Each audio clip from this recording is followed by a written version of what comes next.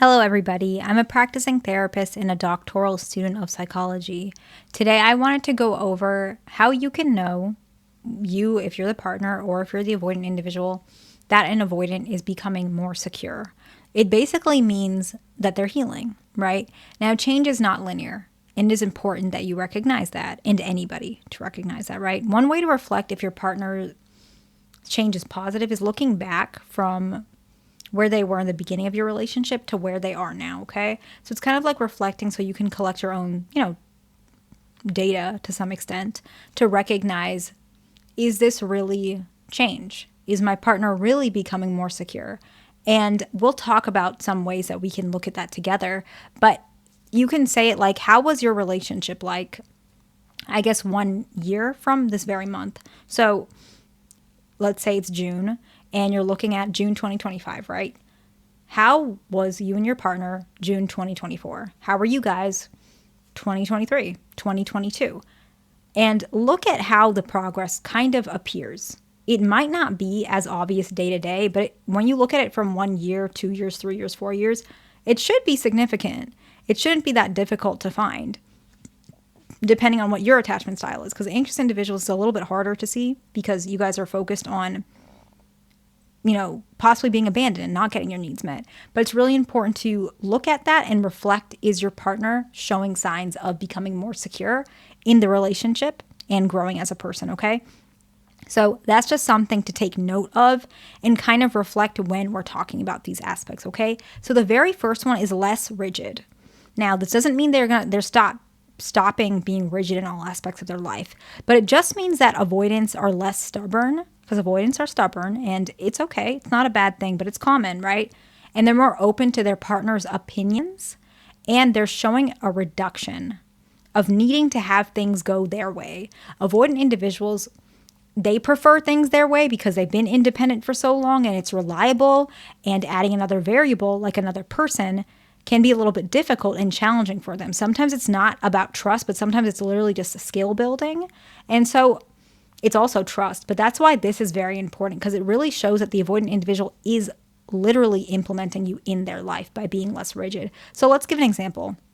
Let's do anxious, preoccupied male, dismissive, avoidant female, okay? So let's say before this, when they first started dating, she did not like seeing her partner later in the night, like, I don't know, after work, something like that, right? Because maybe she wanted a couple hours to herself to wind down, right? And she prefers sleeping on her own for now, right? Dismissive, avoidant female, okay?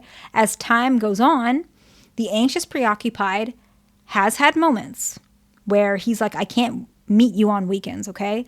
Maybe he works in law enforcement and his schedule is always unpredictable, right? And so for whatever reason, he cannot meet her on this weekend, but they've agreed we see each other at least once a week. And so he was like, I can only see you on Wednesday. And I know you get off at 5, so I'm going to have to come to your house after 5 o'clock. Are you okay with that? It's not like an everyday thing. And you'll see as time goes on, she will be more willing to accept his schedule, right? Because we had already mentioned he has an unpredictable schedule, so it's not his fault. It sounds like to me, based on our example, let's just say she's got like a 9 to 5, right? Which is kind of uncommon for avoidance, but this is just an example, okay? So we recognize she has become more willing to accept his schedule. This sounds like a very simple thing, and it sounds really silly, but a lot of avoidant individuals are extremely, extremely protective of their time and space. And she has just proven that she's willing to sacrifice both of those things to see him. And so this is very important. She was less rigid, okay? And the next one, which is very similar to what we just talked about, increased willingness to compromise, okay? In the beginning, avoidant individuals are very resistant to compromise, right? But as we had just discussed, a healing avoidant starts to accommodate to their partner's request.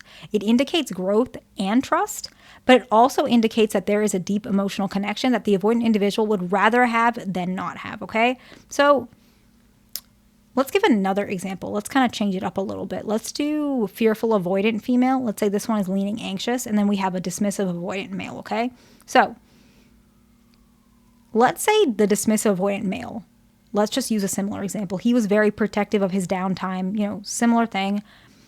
And he needs that downtime. He doesn't like texting or having phone calls, right? But let's say the fearful avoidant female, she likes to, and this is really common with fearful avoidants, especially if they're anxious leaning, they like to talk things out.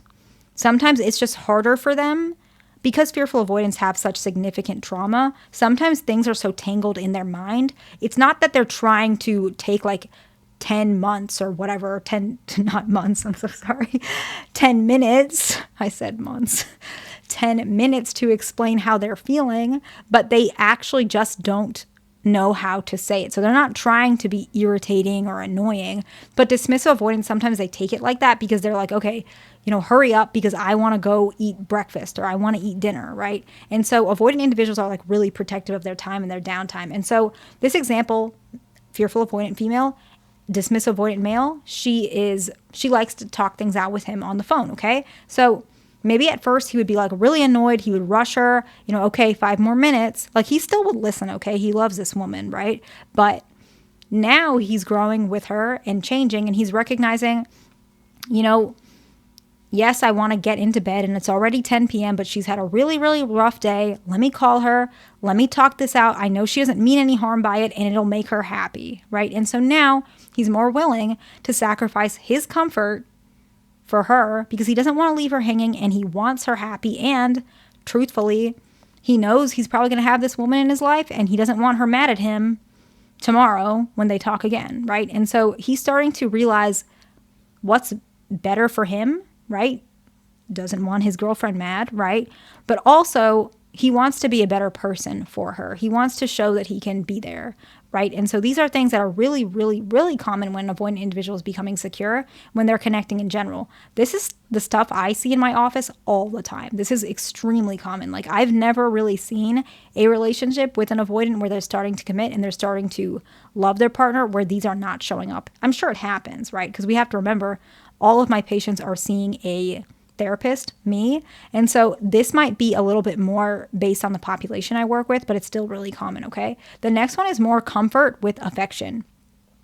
They're more comfortable with physical affection, right? Like cuddling or casually touching. Demonstrating a willingness to connect also includes intimacy in the bedroom. But an example could be a lot of avoidant individual, this is both for dismissive and fearful, doesn't really like public displays of affection. It doesn't mean they're trying to hide you. It makes them feel like all eyes are on them. They're embarrassed. Maybe they feel like people will judge them. Maybe they feel like it'll make them look too soft. And so they might be more vulnerable to, I don't know, someone saying something to them, whatever their fears are. These are all really common, by the way. But maybe I don't know, let's say anxious preoccupied partner, dismissive avoidant partner, right? Anxious preoccupied says, hey, let's say they're at the park and they say, I want to hold hands for a little bit. Is that okay? Dismissive avoidance says, okay.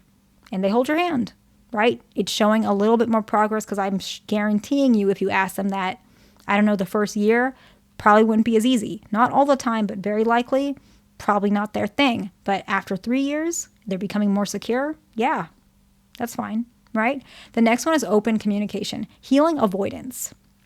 Begin to express their feelings more openly, even when discussing difficult topics. This is pretty much a must for an avoidant individual to become secure. It doesn't mean that they have to engage in every single argument, every disagreement. No, avoidant individuals, it's probably not going to happen for a long time. But if they're willing to hear you out, they're willing to share their side, this is a very good sign that they're just becoming more secure, more comfortable in the relationship. They love you and they trust you, okay? So very, very important. This one is something that usually does happen when they're becoming secure. It doesn't always happen, so it's not a necessity. However, it is pretty common. It's that they're aware of their attachment issues. It doesn't need to be a label. You don't need to say dismissive avoidant, fearful avoidant. It doesn't have to be. It might help, but sometimes that just makes it more annoying to avoidance. It depends, and I'll make a video separately on that in a bit. But they just recognize their behaviors.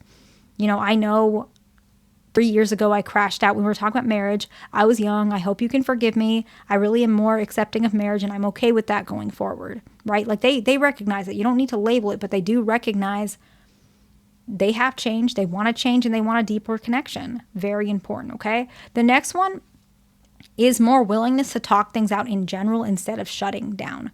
Doesn't mean that they're never going to shut down, even though a lot of them stop shutting down in general. But they're just willing to talk it out. Okay, I'll hear you out. I want to get to bed at, 10 p.m. Let's say you guys are on the phone because I have a lecture tomorrow, I got a meeting, whatever it is, but I'll hear you out because I hear that this is really upsetting you and I want to make you feel better. They might not even say it that articulate, even though they might, but that's kind of their thought process. Just being willing to hear you out and process things with you, okay? The next one, and this one is probably one of the most important ones, okay? Topics that used to be triggering are much less triggering. For whatever reason, let's say they were triggered when you asked them how much money do they make. This is a common trigger with avoidance. More common with avoidant males, but just in general, avoidants don't like this because they feel like they're being measured against other people and they're not good enough. And some people think that's rude. I'm from America. It can be perceived as rude to ask how much you make. But if you guys are talking about like the future and marriage, it's a conversation that, tends to be brought up. But let's say it's just a ballpark thing, like financially, any discussions about finances, maybe they would crash out. But now they're not doing it anymore, or they're doing it less often. This is a sign that there's progress and they're becoming more secure because they realize you're not going to take their money and rob them, or you're not going to judge them if they don't make enough. They realize that that's not going to happen, and they realize they can handle it if that does happen, which is a sign of being secure, okay? The next one is apologizing. Just in general, any attachment style that is insecure, if they are being more comfortable apologizing from a genuine place, a genuine reflection, genuine awareness, this is a sign that they're healing. It's an acceptance of their flaws, perceived flaws, and it helps them to foster positive reinforcement in the relationship, right? They recognize that making a mistake isn't the worst thing in the world. Avoidant individuals, making mistakes are very triggering for them. It makes them feel like they're not good enough. And so that's why avoidant individuals don't like to apologize, because it makes them feel like they're admitting that they made a mistake and they're not good enough. And they admit, okay, here's my weakness. I'm a terrible person. I'm bad. Go ahead, just leave me. No one's ever going to like me. All of those wounds are hidden underneath that. So when they apologize, it means that they're not as triggered with those wounds anymore, okay? And the very last one is honesty. A lot of avoidants are pretty honest, but I will be honest, and I'm not picking on fearful avoidants, but fearful avoidants, they struggle with honesty a little bit more than dismissive avoidants. Both of you guys can, right? But it's because they don't want to hurt your feelings. And fearful avoidants, they don't, it's a genuine, it's like a kind reason. They just don't want you to get mad, but they're also afraid to get yelled at by you. And so sometimes what ends up happening is avoidant individuals, sometimes, not all of them do this, sometimes they tell you what you want to hear instead of what's the truth. And so when an avoidant individual tells you the truth instead of what you want to hear, even if it will upset you, that means that they're becoming more secure because they recognize that, first of all, they can handle, if you yell at them or whatever, they can handle their emotions. They're not going to get mad. They're not going to crash out. They're not going to shut down. And they also feel like they can trust that you're going to take this seriously. They understand the value of honesty because if you tell them, they want to get better. They want to change because they already have. And so they want to do the same to you. I hope that makes sense. Please like, subscribe, and I'll see you in the next one.